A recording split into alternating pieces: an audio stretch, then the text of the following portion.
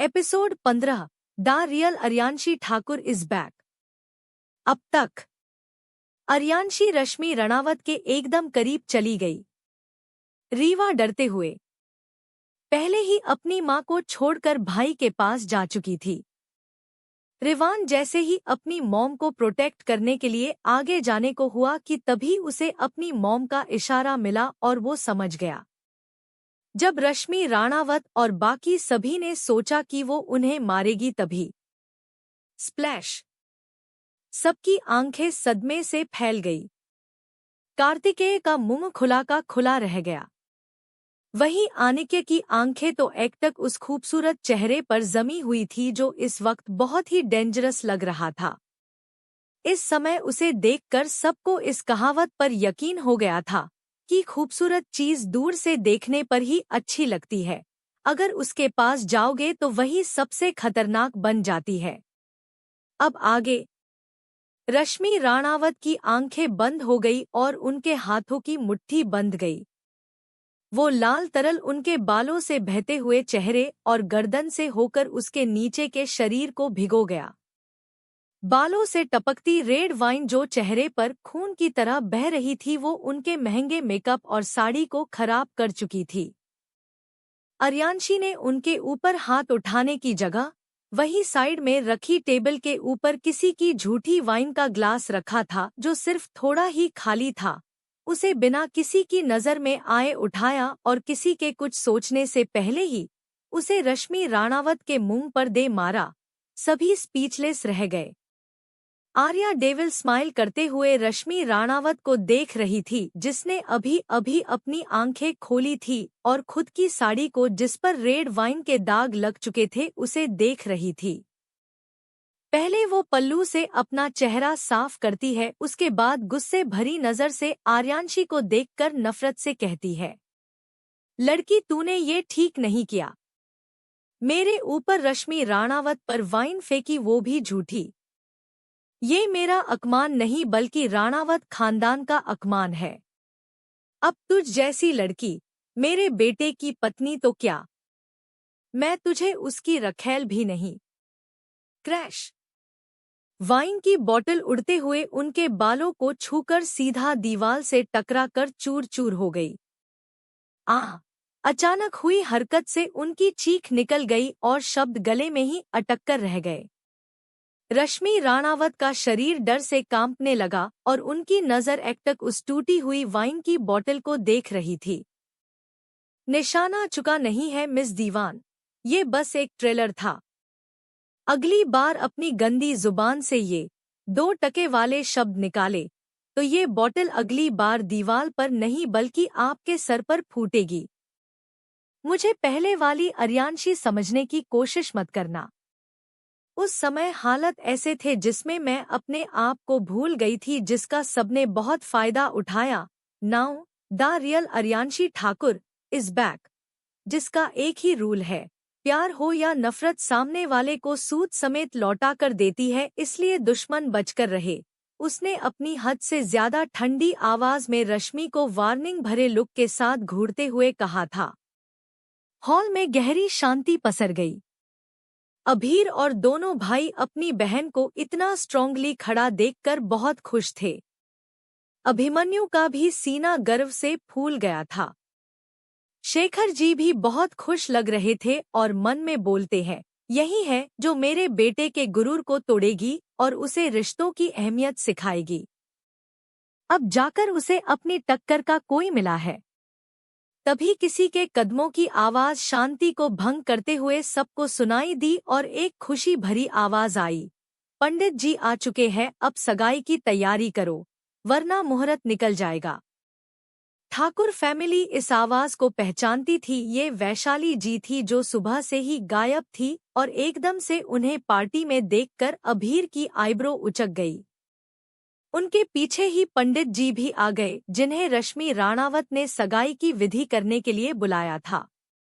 वो आए और शेखर राणावत को नमस्ते किया, जिसके बदले में शेखर जी ने भी उन्हें नमस्ते कहा और फिर अपने बेटे को देखकर बोली, तुम्हारा फैसला क्या है? अभी क्लियर कर दो जिससे आगे चलकर कोई कंफ्यूजन ना हो। वैसे भी आर्या हमारी बेटी है, अगर तुमने उसके साथ कुछ भी गलत करने का सोचा है तो यहीं रुक जाओ।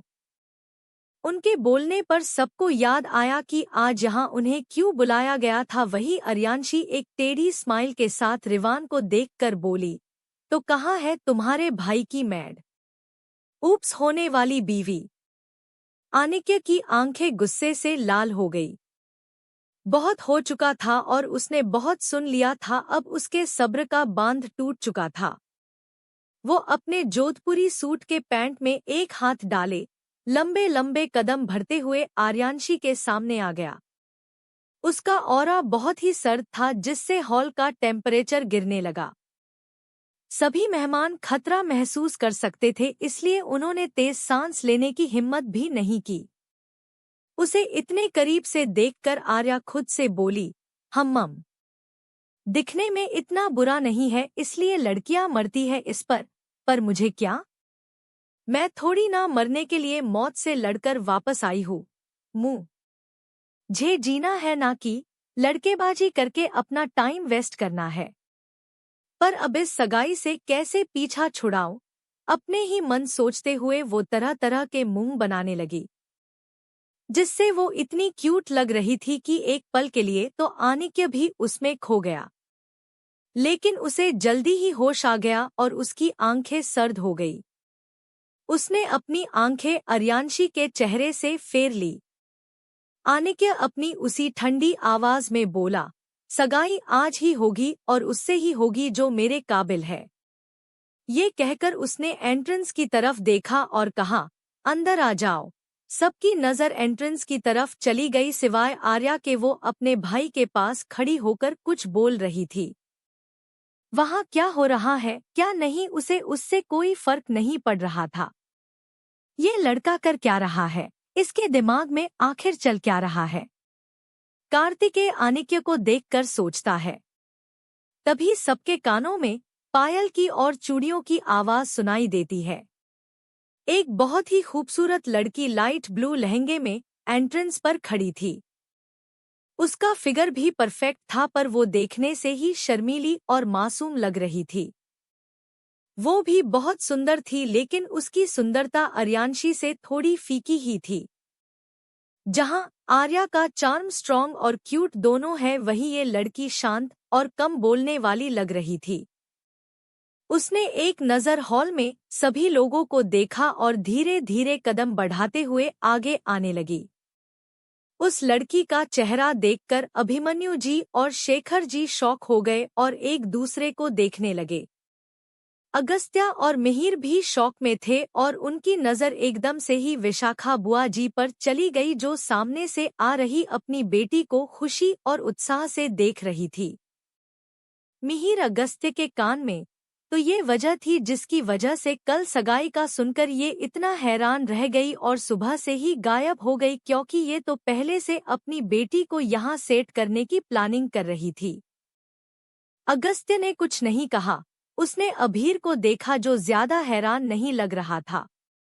वो समझ गया उसके भाई को शायद शक हो गया था कि कुछ ना कुछ जरूर होने वाला है। फिर उसकी नज़र अपने भाई के बगल में खड़ी आर्या पर गई, जो यहाँ के ड्रामे से ऊब चुकी थी और यहाँ वहाँ देख रही थी। अभी आर्या सामने देखते हुए बोर ही हो रही थी कि तभी सिस्टम एडमिन की आवाज आई, बॉस, आपका मंगेतर किसी और से शादी करने जा रहा है और आपको कोई फर्क ही नहीं पड़ रहा है। क्या मुझे फर्क पड़ता चाहिए?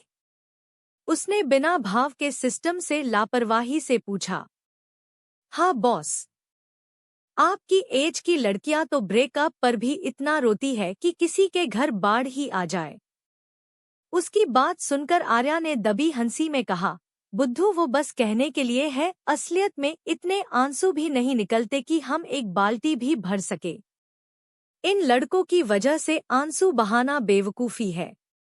लड़कों की फितरत ही होती है लकड़ी को रोते हुए देखकर खुश होना।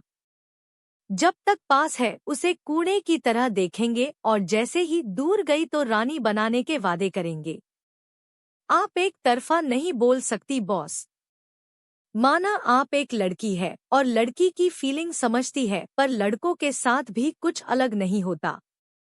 ठीक है, मान लिया मैंने, अब जाओ सो जाओ, डिस्टर्ब मत करो, मुझे एंगेजमेंट पार्टी एंजॉय करने दो। सिस्टम एडमिन ने ना में सर हिलाया और सोचा, इनका कुछ नहीं हो सकता। ये कहकर वो उसके माइंड से डिस्कनेक्ट हो गया। वहीं आनिक्य की तिरछी नजर अर्यांशी पर टिकी हुई थी, जैसे उसे यकीन हो कि वो अभी कोई तमाशा करेगी। लेकिन हैरानी तब हुई जब उसका ध्यान ही वहां नहीं था। ये सोचकर कि अब वो 5 साल की मेमोरी खोकर उसे भूल गई है। इस एहसास से उसने अपने दिल को जकड़ा हुआ महसूस किया। तभी अभीर की आवाज उसके कानों में पड़ी, अनेरी डॉट तुम कब आई? बताया भी नहीं। उस लड़की का नाम अनेरी सिंह था। सिंह परिवार की बड़ी बेटी विशाखा सिंह और विशाल सिंह की इकलौती बेटी। इनका एक बेटा भी है जिसका नाम तुषार सिंह है। वो भी अब्रॉड में पढ़ाई कर रहा है। अनेरी कल ही लंदन से आई थी और वो एक मॉडल है। उसे मॉडलिंग करते हुए 2 साल हो चुके हैं और उसने मॉडलिंग इंडस्ट्री में अच्छा खासा नाम कमा लिया है। अनेरी ने अभीर को देखा और अपनी उसी मासूम मुस्कान के साथ बोली, सॉरी भाई, मैं आपको सरप्राइज देना चाहती थी, लेकिन जब मैं आई तो मिस्टर राणावत ने मेरे सामने सगाई का ऑफर रख दिया और कहा कि आज ही मुझे उनसे सगाई करनी है। फिर शर्माते हुए, मैं भी उन्हें मन ही मन पसंद करती थी लेकिन कभी कह नहीं पाई, पर जब उन्होंने सामने से पूछा तो मैं मना नहीं कर पाई और इतनी जल्दी सब कुछ हो गया। मैंने मॉम को भी सुबह जल्दी बुला लिया था अपने पास और तब उन्हें सब कुछ बताया। विशाखा बुआ उदास होते हुए बोली, अभीर बेटा, हम जानते हैं कि तुम्हें ये सब अच्छा नहीं लग रहा है कि एक बहन का रिश्ता टूट गया और दूसरी बहन ही उसे जोड़ने जा रही है, लेकिन मुझे यही सही लग रहा है। इससे हम दोनों परिवार के बीच कोई खटास नहीं रहेगी और ऐसे नहीं ऐसे रिश्तेदार तो बन ही जाएंगे, क्यों भैया? उन्होंने अभिमन्यु को देखकर पूछा। अभिमन्यु ठाकुर ने कोई जवाब नहीं दिया, जिससे विशाखा की मुस्कान चली गई और उन्हें ऐसा लगा कि वो उसकी सबके सामने जानबूझकर बेइज्जती कर रहे हो, जिससे गुस्से में उनकी मुट्ठी बंद हो गई। तभी उसकी आंखें चमक उठी और वो उदास होते हुए बोली, माना भाई कि मैं आपकी सगी बहन नहीं हूं, पर हमारा दिल का रिश्ता तो है ना। मैंने ही आपको बचपन में राखी बांधी है। अपनी बेटी की खुशी के लिए थोड़ा स्वार्थी हो गई। एक बेटी के मंगेतर को दूसरी बेटी को देना मुझे भी अच्छा नहीं लग रहा है, पर अनेरी का चेहरा देखकर मैं सब कुछ भूल जाती हूँ। आशा है कि आप एक माँ के दिल को समझेंगे। अभी भी अभिमन्यु जी ने कुछ नहीं कहा। वहीं शेखर राणावत को भी गुस्सा आ रहा था। वो आर्या को ही अपनी बहू बनाना चाहते थे। तभी उन्हें कुछ याद आया और उनकी आंखें चमक उठी। वहीं अर्यांशी अब बहुत पक चुकी थी। उसने अपने डैड से कहा, डैड, बुआ जी सही कह रही है।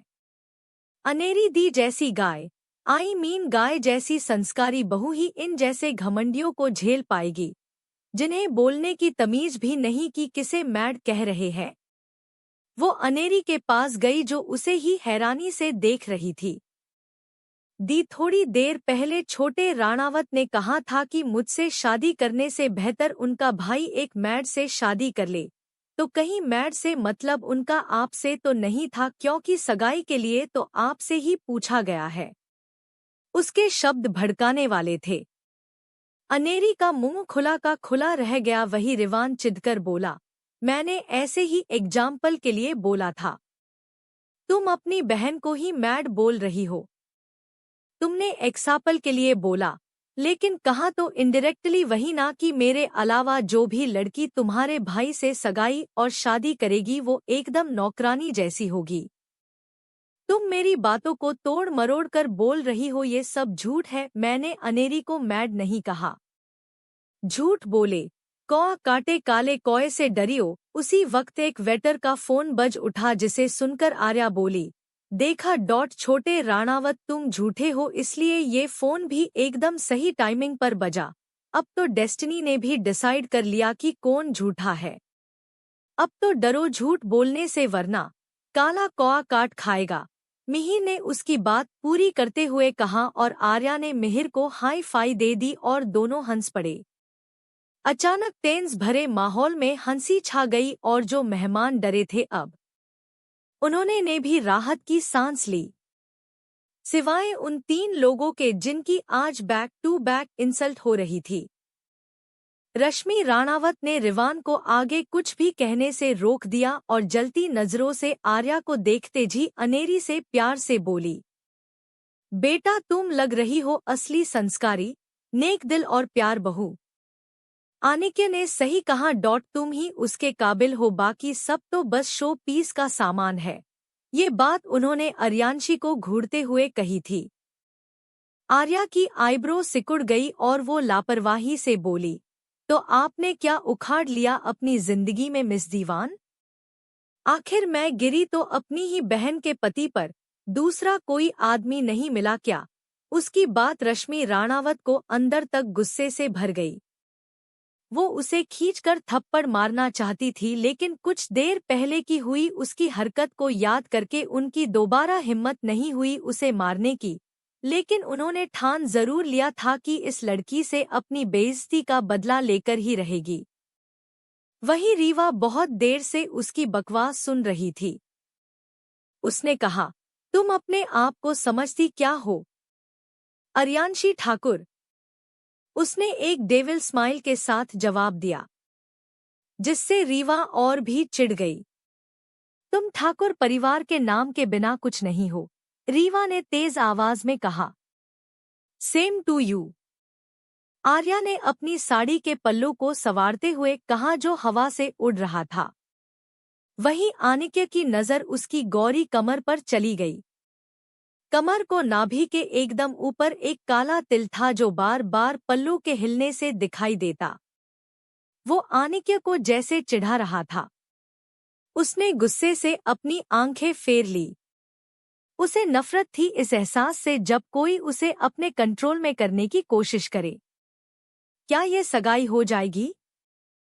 क्या आनिके अपने बदले व्यवहार और अनजान एहसास को पहचान पाएगा? एपिसोड 16, सगाई और एक्सीडेंटल किस। अब तक वहीं रीवा बहुत देर से उसकी बकवास सुन रही थी। उसने कहा, तुम अपने आप को समझती क्या हो? अर्यांशी ठाकुर, उसने एक डेविल स्माइल के साथ जवाब दिया, जिससे रीवा और भी चिढ़ गई। अर्यांशी ठाकुर, उसने एक डेविल स्माइल के साथ जवाब दिया, जिससे रीवा और भी चिढ़ गई। तुम ठाकुर परिवार के नाम के बिना कुछ नहीं हो, रीवा ने तेज आवाज में कहा। सेम टू यू, आर्या ने अपनी साड़ी के पल्लू को संवारते हुए कहा जो हवा से उड़ रहा था। वहीं आनिके की नजर उसकी गौरी कमर पर चली गई। कमर के बीच में नाभि के एकदम ऊपर एक काला तिल था जो बार बार पल्लू के हिलने से दिखाई देता। वो आनिके को जैसे चिढ़ा रहा था। उसने गुस्से से अपनी आंखें फेर ली। उसे नफरत थी इस एहसास से जब कोई उसे अपने कंट्रोल में करने की कोशिश करे।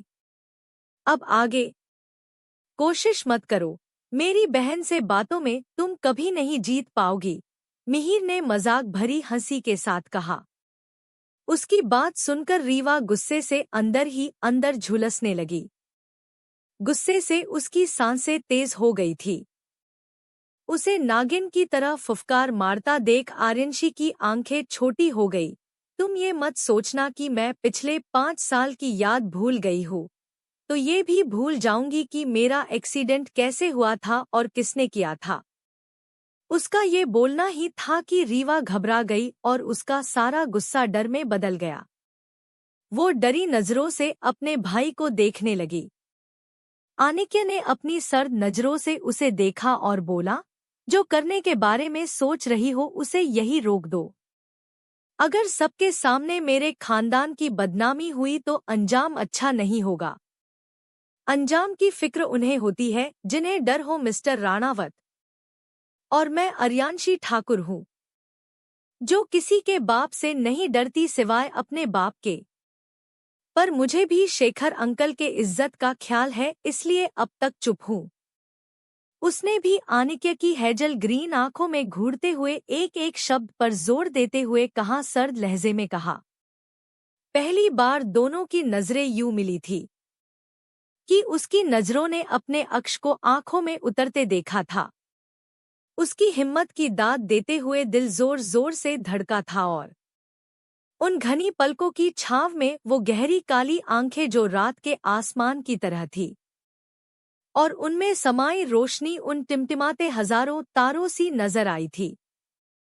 एक दूसरे की आंखों में अनजाने में ही वह खो गए थे, बिना ये देखे कि सारे मेहमान, घरवाले और खासकर अनेरी अपनी नम हो चुकी आंखों से उन दोनों को एकटक देख रही थी। विशाखा बुआ जी से अपनी बेटी की उदासी देखी नहीं जा रही थी। उनका गुस्सा अंदर ही अंदर खौल रहा था, जो ज्वाला बनकर अर्यांशी पर फटने वाला था।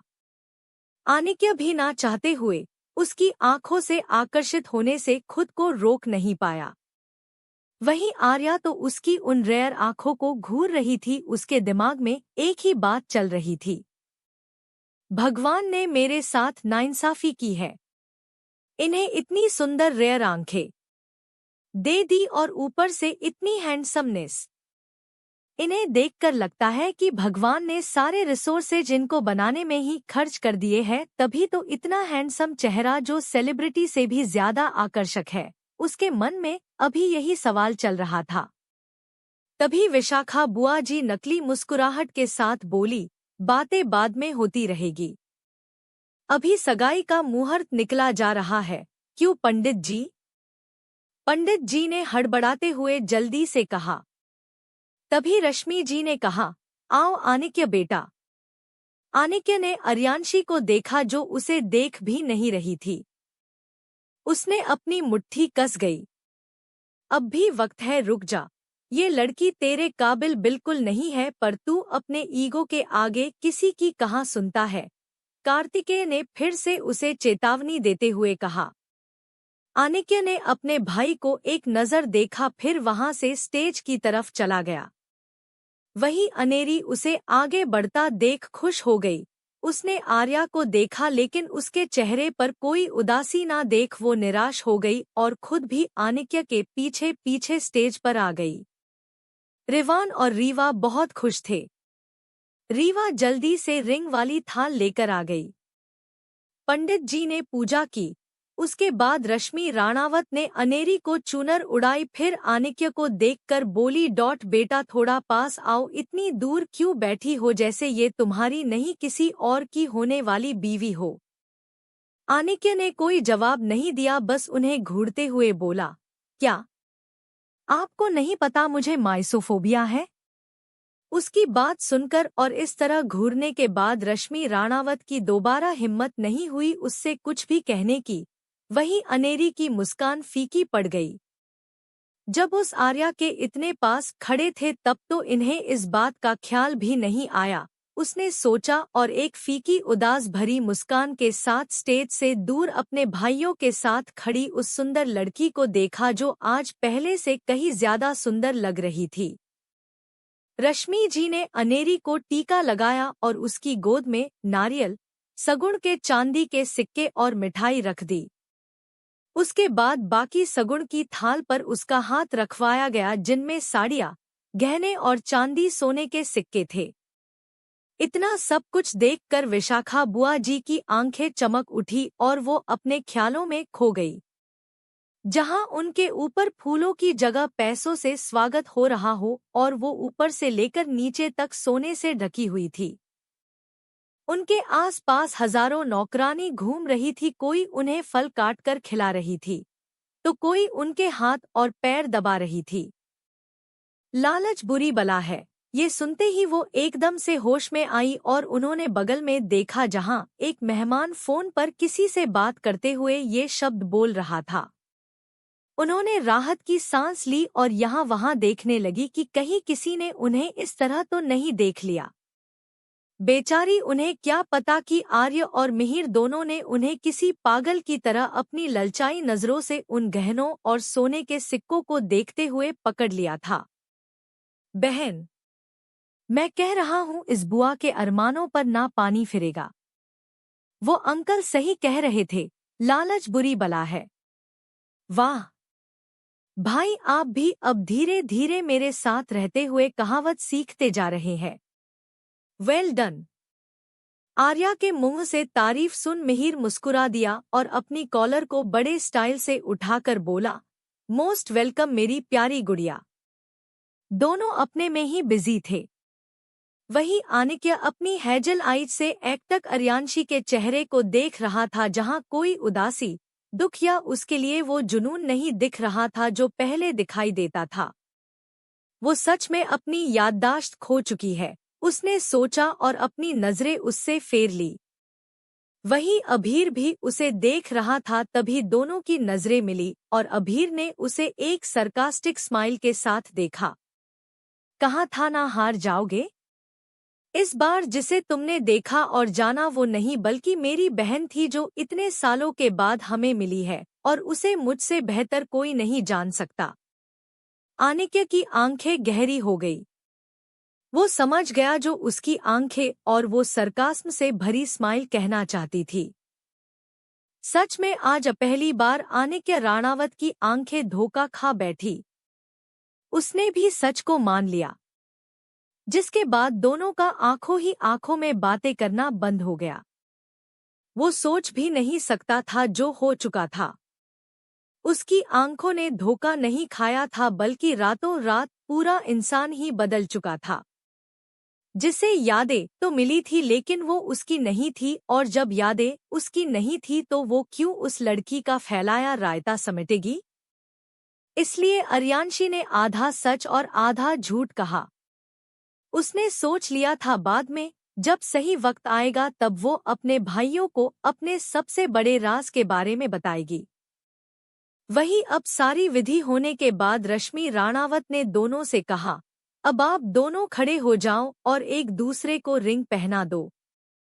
पहले रिंग तुम पहनोगी अनेरी। रीवा ने एक बड़ी सी स्माइल के साथ उसे रिंग दी। जब अनेरी ने उस हीरे से जड़ी अंगूठी को देखा तो उसकी आंखें चमक उठी और वो उस बेशकीमती हीरे की चमक से चौंधिया गई। भाभी, क्या सोच रही हो? पहनाओ भाई को रिंग। फिर तिरछी नजर से आर्या को देखकर, जल्दी से भाई को अपना बना लो वरना कहीं किसी का मन ना बदल जाए और उसे जल्दी ही एहसास हो जाए कि वो किसे खोने जा रही है। उसकी बात सुनकर आर्या ने बिना इंटरेस्ट के एक बड़ी सी स्माइल के साथ उसे देखा, फिर अपने भाई से बोली, इस छिपकली को मुझसे इतनी क्यों परेशानी है? बेशर्म, इसे अभी भी डर नहीं है कि इसकी करतूत मैं सबके सामने बता सकती हूँ। ये इसलिए क्योंकि उसे अपने परिवार और खासकर अपने आनिक्य भाई की पावर का बहुत घमंड है, जबकि आनिक्य को उसकी नहीं बल्कि अपने खानदान की इज्जत की फिक्र है। वरना तुमने इन सबको इतना सुनाया और इनकी बेइज्जती की, तब वो क्यों चुप था? अब आर्या को समझ आ रहा था कि ये लोग यहाँ बहुत बड़ी गलत फहमी में जी रहे हैं। तभी आर्या ने पूरे हॉल में नजर घुमाई। भाई, ये निरंजन दिवाकर कहाँ गायब है? मिहिर को भी याद आया। उसने कहा, हाँ, वो आया तो था पर इतना बड़ा तमाशा हो गया पर वो दिख ही नहीं। भाई, कहीं कुछ गड़बड़ तो नहीं है? अर्यांशी को शक होने लगा। मिहिर ने अपने बगल में खड़े अगस्त्य को देखा, जो उनकी सभी बातों को सुन रहा था लेकिन आदत अनुसार शांत था। उसकी भी आंखें सिकुड़ चुकी थी। वहीं अनेरी ने जैसे ही अपने हाथ को आनिक्य के हाथ को पकड़ने के लिए बढ़ाया कि तभी उसे अपने ऊपर सर्द नजरें महसूस हुई, जिससे उसके माथे से तेज पसीना बहने लगा। उसने नजरें उठाकर सामने देखा तो उसकी आंखें डर से भर गई और हाथ कांप गया। रिंग हाथ से छूट गई और फर्श से स्लिप होते हुए सभी के बीच से निकलकर किसी के कदमों में जाकर रुकी और गिर पड़ी। सबकी निगाहें रिंग पर थी और अब आर्यांशी पर, जिसके कदमों में रिंग गिरी हुई थी। अर्यांशी ने अपने कंधे ऊंचका दिए और अपने गोरे हाथों से नीचे झुककर रिंग को उठा लिया। अनेरी जो डरी हुई थी उस रिंग को आर्य के हाथ में देखकर उसका दम घुटने लगा। वहीं अब मेहमान तरह तरह की बातें करने लगे। वहीं वो औरतें जिनके सामने रश्मि जी हमेशा अपने रुतबे का बखान करती रहती थी, उन्हें आज अच्छा मौका मिला था बदला लेने का। उनमें से एक ने कहा, देखो तो आखिर उस अंगूठी ने असली हकदार को ही चुना। वैसे भी कहाँ ठाकुर परिवार और कहाँ सिंह परिवार, कोई मैच ही नहीं है। हाँ मिसेज जोशी, आप सही कह रही है। पहले अर्यांशी मुझे भी घमंडी लगती थी, पर ठीक भी है, इतने बड़े परिवार की बेटी है, घमंड थोड़ा तो होगा है। और तब वो खुद अपनी याददाश्त खो चुकी थी, वरना बचपन में बहुत प्यारी थी। मेरे ससुर जी उसकी तारीफ करते नहीं थकते थे। उन्हीं के बगल में खड़ी लेडी ने कहा, वो कोई और नहीं बल्कि ठाकुर परिवार की फैमिली फ्रेंड थी। उनके बड़े आपस में दोस्त थे और अब उनके पति और अभिमन्यु ठाकुर भी अच्छे दोस्त थे। ये है नंदिनी गोयल, गोयल परिवार की बड़ी बहू। उनके ऐसे शब्दों को सुनकर अब्बास पास काना फूसी तेज हो गई, जिसे सुनकर अर्यांशी ने कहा, बस भी कीजिए आप सब, ये कोई डेस्टिनी नहीं है बल्कि बीमारी है। बीमारी? कैसी बीमारी बेटा?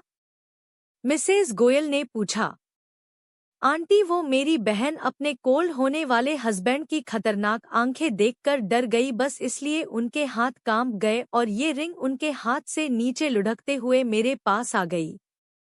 आप लोगों को टीवी सीरियल कम देखना चाहिए। उसने ये बात बड़ी ही शरारत से कही थी, जिस पर सभी लेडीज हंस पड़ी और मिसेज गोयल बोली, जरूर, हम तुम्हारी बात को याद रखेंगे। अर्यांशी उसके बाद स्टेज की तरफ बढ़ गई और उसने वो रिंग अनेरी के हाथ को पकड़कर आगे करते हुए उसके ऊपर रख दी। गो अहेड, उसने प्यारी सी स्माइल के साथ कहा और वहां से जाने लगी। तभी रीवा ने उसके आगे पैर अड़ा दिया। टर्न लेने की वजह से वो देख नहीं पाई और गिरने लगी। उसकी आंखें डर से बंद हो गई। आर्या, अभीर, अगस्त्य और मिहिर तेजी से उसकी तरफ भागे, लेकिन उनके कदम बीच में ही रुक गए। अर्यांशी खुद का बैलेंस नहीं बना पा रही थी। उसने यहाँ वहाँ कुछ पकड़ने के लिए अपना हाथ आगे किया कि तभी उसके हाथ में कुछ आया और उसने मजबूती से उसे पकड़ लिया। अगले ही पल उसकी आंखें सदमे से फैल गई। यही हाल सामने जिसका उसने कोट पकड़ा था उसका भी था। दोनों हैरान नजरों से एक दूसरे को देखने लगे। खुद को बचाने के चक्कर में अर्यांशी के होठ आनिक्य के गल से छू गए। वही उस कोमल एहसास को अपने गाल पर महसूस करके आज पहली बार आनिक्य राणावत का बेजान दिन धड़कने लगा था। उसकी धड़कनों का शोर उसके करीब खड़ी आर्या साफ सुन सकती थी। दोनों सदमे में अभी भी उसी तरह खड़े थे। अर्यांशी के लिप्स उसके गाल से सटे हुए थे। वहीं कार्तिकेय और शेखर जी के चेहरे पर स्माइल थी। कार्तिकेय ने बिना किसी की नजर में आए उनकी परफेक्ट एंगल से फोटो खींच ली और फिर से बिना भाव के खड़ा हो गया। उन्हें इतने करीब देखकर अनेरी के चेहरे की मासूमियत गायब हो गई और उसने गुस्से से अपनी मुट्ठी बंद कर ली। वहीं रीवा का मुंह खुला का खुला रह गया। कहाँ वो उसे सबके सामने मुंह के बल गिर देखना चाहती थी, और अब क्या देख रही थी? रश्मि राणावत गुस्से से उसके कान में बोली, तुम रुक नहीं सकती थी बदला लेने के लिए? देखो क्या कर दिया। पहले ही इतनी बातें बन चुकी है और इस सगाई में तमाशे पर तमाशा हो रहा है। रीवा ने सर झुका लिया, आखिर गलती उसकी ही तो थी। विशाखा जी ने गुस्से से आर्या का हाथ पकड़ा और लगभग खींचते हुए उन्होंने उसे आनिक्य से दूर कर दिया। आनिक्य की आंखें कोल्ड हो गई। उसे अर्यांशी का खुद से दूर जाना पसंद नहीं आ रहा था। ये क्या हरकत है आर्या?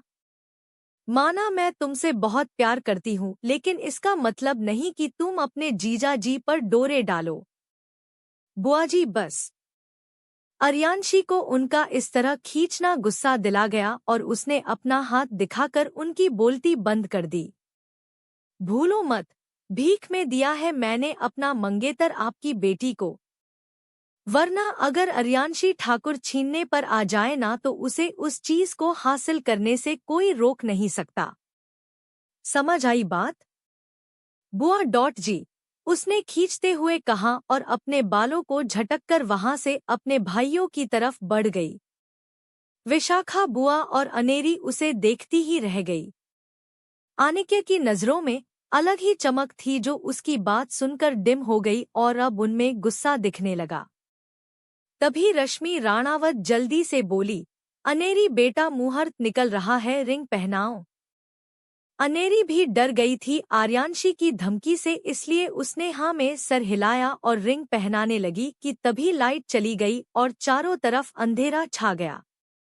लाइट्स को क्या हुआ? कोई देखो, रश्मि राणावत ने जल्दबाजी में कहा। उन्हें किसी भी हाल में ये सगाई करानी ही थी। क्या रश्मि राणावत अपने इरादे में कामयाब हो पाएगी? क्या अब आनिके इस सगाई से पीछे हटकर अपने ही फैसले से मुकर जाएगा?